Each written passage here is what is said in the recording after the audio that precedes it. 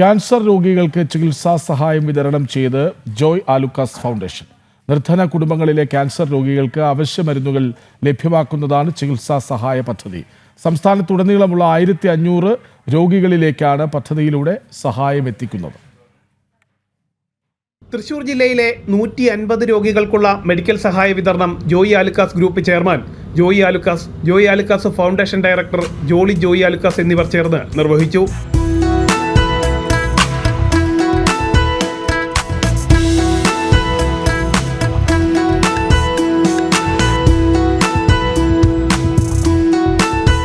$3 കോടി ചെലവിൽ ജോയ് ആലുക്കാസ് ഫൗണ്ടേഷന്റെ CSR പ്രവർത്തനങ്ങളുടെ തുടർച്ചയായാണ് പദ്ധതി നടപ്പാക്കുന്നത്.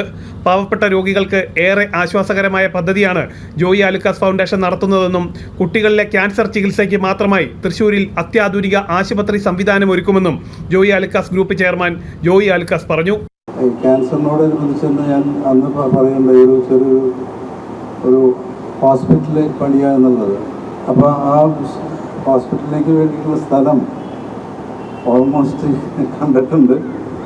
അപ്പോൾ ഈ അടുത്ത് തന്നെ അതിൻ്റെ പ്രഖ്യാപനം ഉണ്ടായിരിക്കും.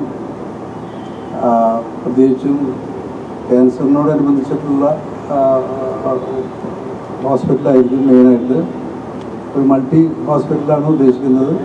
പാർശ്വവൽക്കരിക്കപ്പെട്ട ജനസമൂഹത്തെ മുഖ്യധാരയിൽ എത്തിക്കുക എന്ന ലക്ഷ്യത്തോടെ 2009 ആരംഭിച്ച ജോയ് ആലുക്കാസ് ഫൗണ്ടേഷൻ മുഖേന രാജ്യത്തുടനീളം നിരവധി സന്നദ്ധ സേവന പ്രവർത്തനങ്ങളാണ് പൂർത്തീകരിച്ചിട്ടുള്ളത്. ചടങ്ങിൽ തക്കല രൂപത bishop Mar George Rajendran, Amala hospital director father Julius Arakkal CMI, jubilee mission hospital CEO doctor Benny Joseph, corporation councillor advocate Joy എന്നിവർ പ്രസംഗിച്ചു. ജനം, തൃശൂർ.